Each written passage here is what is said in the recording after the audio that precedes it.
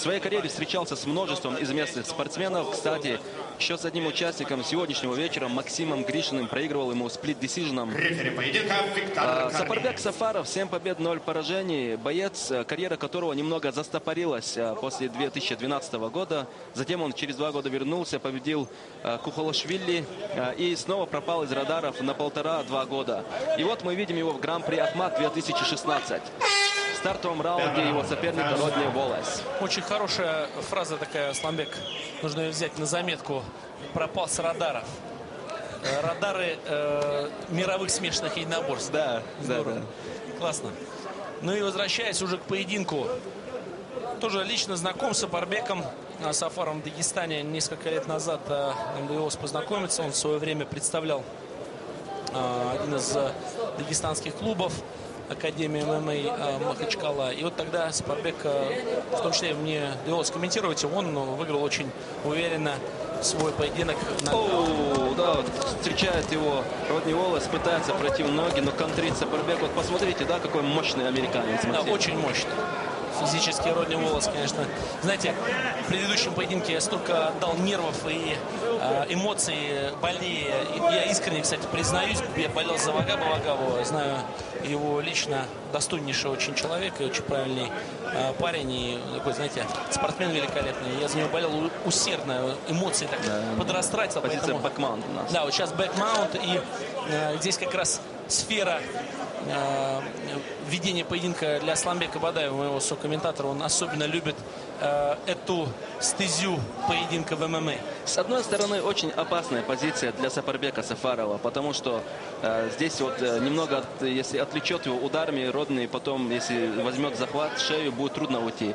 С другой стороны, боец обученный, который умеет защищаться, который нарабатывал, да, именно вот эти позиции на тренировках, для него не составляет труда обороняться, тем самым давая сопернику, который делает, да, в свою очередь, прием, вымотаться в данном случае, чтобы забились руки, и потом уже в стойке доделать свое. Вот в данном случае мы видим, что Сапарбек очень спокоен, он катит руку соперника, руку Родни Уоллеса, и просто вот дает, вот все равно, когда держишь этот захват, напряжение, оно сковывает Посмотрите, тебя, как аудитория силы. реагирует. Даже в Грозном, даже в Чечне, где мы знаем, на Кавказе бытует такое мнение, каждый кавказец рождается с 3-м разрядом борьбы. А вот смотрите, как вот даже вот этот эпизод они не готовы принимать. Да, в Грозном, я скажу, Максим, не менее любят ударные виды, и поэтому вы сами это прекрасно понимаете. Это зрелище в первую очередь, и поэтому, конечно, да, вот зал немного загудел, и вот зал получил то, что они хотели, соперников подняли в стойку. Очень опытный боец Родни Уоллес, повторюсь, Максим, он встречался, у него 3 боя в UFC, все проигрыши, но все проигрыши решением. Он встречался с Мамедом Халидовым, проигрывал нокаутом, но он преодолел этот этап, проигрывал Максиму Гришину раздельным решением судей. И вот сейчас он немного выправил свою карьеру. У Сапарбека, вот если не брать в расчет то, что он мало выступал, все в порядке, рекорд отличный, 7 побед, 0 поражений. А с Мамедом Халидовым он, значит, дрался на 84 килограмма? Да, пропускает. Да. Если честно, Максим, я вот сейчас запамятовал, да, я не помню, в какой весовой категории они, но насколько мы знаем, Мамед представитель средней весовой категории, поэтому да. Нет, сам проваливается. Да, сам проваливается Сафаров на своем ударе справа. И, кстати, мог бы контрить более грамотно Родни Уоллес этот провал, но не отработал этот эпизод. И Сапарбек быстренько встал на ноги. Да, вот проход одну ногу сможет довести он его. И очень устойчив. И сейчас спину, правда, отдает, но он грамотно отдает ее. Отдает ее не всецело, при этом смещаясь. И... Да, только одна нога заправлена. Да. Вот вроде от тейкдаунов защищается Сапарбек хорошо, но позиции все-таки отдает. То есть у Уоллеса не получается переводить его проходом. Вот вторым повторным движением, да, нет, он снимает позицию. Вот, левый бок. Хорошее точное попадание было. Да, вот мы видим, что в наколеннике Сапарбек, интересно, травмировано ли его колено или... Сейчас наколенник этот в большей степени такой, знаете, имеет проформу визуальную, потому что он не работает, он даже чуть-чуть... Да, абсолютно, он сполз сейчас. Да, сполз, и при этом, конечно же, подобные вещи, они чаще всего для профессионального поединка не одеваются, потому что ты уже показываешь тем самым своему оппоненту, что у тебя может быть что-то травмировано. Особенно передняя нога. Вот, мы знаем, на самом деле лучше эти знаки не давать для своих оппонентов. Это уже доказано историей, временем и боями. Знаете, справа, конечно. Левый повторный опять справа, еще раз слева. Знаете, я очень... Еще раз, ох ты! Есть попадание у Сапарбека. Я знаю этого парня, его ударную мощь, действительно такой, знаете, заряженный энергией, с такой мощью в двух руках. Он может спокойно запустить, значит, и левую, и правую, так знаете, с желанием и приложиться точно к цели, может уронить. Вес, и напомню, его где-то сейчас уже 100 килограммов. 100 килограммов. Восстановился, да? Да, как минимум. Судьи оценят. Или желание набирать очки со стороны Уоллеса, или желание, да, наносить какой-то ущерб со стороны Сафарова. Есть ударная мощь, как я уже говорил, в двух кулаках у Сапарбека Сафарова. Его рекорд 7 побед, 0 поражений. Так много, может быть, информации нам не дают, но при этом все-таки кто видел этого бойца в деле, а мне приходилось, действительно знает, что он может спокойненько запустить тяжелый нокаутирующий удар. Да, он защитился от прохода. Колено чуть не дошло до цели, но опасно было рядом. Ну, инерции не было в этом ударе, не было плотности как раз постановки ног, и поэтому здесь очень грамотно защищается. Сапарбек, правда, сейчас пропускает проход одну ногу и все равно защищается. Колено от Уоллеса. И сам проводит. Кстати, нужно отметить, что в рейтинге fightmatrix.com Родни Уоллес занимает 38 место. И, кстати, в своей карьере побеждал Овица Сент-Прю, которому предстоит встретиться с Джоном Джонсом за титул UFC. Да. Это говорит, да, о силе, о статусе этого соперника. 38 место в мире. Это довольно-таки весомо и существенно. Но здесь сейчас это не помогает американцу. Видим, что такая своеобразная позиция. Не отпускает Сапарбек. Сафаров не отпускает своего визави из Соединенных Штатов Америки Родни Уоллеса. Джеб от Сафарова и попытка прохода от Уоллеса. Он уже откровенно, да, идет в ноги, отдает спину. Здесь взрывается Грозненский Колизей. На самом деле у меня гремят уши настолько сильно, что ощущение, что еще чуть и все взорвется. Вы знаете, хочется, да, вот как раз обратиться. Болеть здесь умеют, это очевидно. Бои здесь любят и в боях здесь разбираются. Вот возвращаются бойцы в стойку. Подзабился немного Родни Уоллес. Видно, его мышечная масса требует кислорода. Оно очевидно. Ну и Сапарбек, если быть честным, также забился. Устал, да. И руки сразу же чуть опустились, и они левый. сильно опустились, знаете. И он хочет все-таки разящим нокаутирующим ударом зацепить своего оппонента. Да, правый такой через руку. Такой размашистый правый. Типичный удар для борцов. Колено от Уоллеса.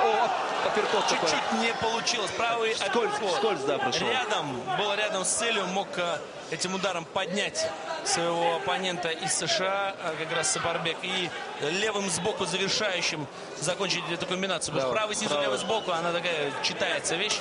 Очень правильно. Вот левый мидл по печени. Вот немного не дошел, мне кажется. Немного, да, чуть-чуть. Чуть для цели. Вот еще одна попытка, да. Целил туда же Сапарбек, но пропустил толчковый тип. Удар в тайском боксе называется, либо фронт-кик. В кикбоксе пропустил навстречу. Да, вот не бросайся, подсказывает. Знаете, насколько все время близок Сапарбек к попаданию вот, правыми этими такими свингами, которые он запускает. Правый свинг и левый свинг. Вот, пожалуйста, вот сейчас какой-то непонятный... непонятно, почему Родни Уоллес одну ногу. Вот мы видим президента бойцовского клуба Ахмад Абузейда Висмурадова. Смотрит внимательно, наблюдает за боями. Рядом с ним Ислам Дацаев, да. Матчмейкер и вице-президент. И вице-президент нашей лиги. И лиги Гран-при Ахмад. 2016 этого турнира. Помимо того, что он матчмейкером является, Ислам действительно и промоутер, такой уже состоявшийся человек, который зарекомендовавший знаете, себя. ни один пуд соли съел на этом деле, и ни одну собаку в том числе. И который в том числе сталкивался с большими трудностями в связи со снятием, с отказом, да, И он приезда. очень быстро находил, и молниеносно Да, замен. справился. И как мы видим вот по этим поединкам, никто не сможет пожаловаться, да, вот то, что сегодня пары подобраны неровно. Наоборот, мы видим, все бои получаются очень ровными, зрелищными. Вот. Да, сложно здесь на это жаловаться, уж точно. Вот здесь мы видим также Виталия Бигдаша, чемпиона One FC. Он готовится, кстати, в будущем приходу в нашу импровизированную студию.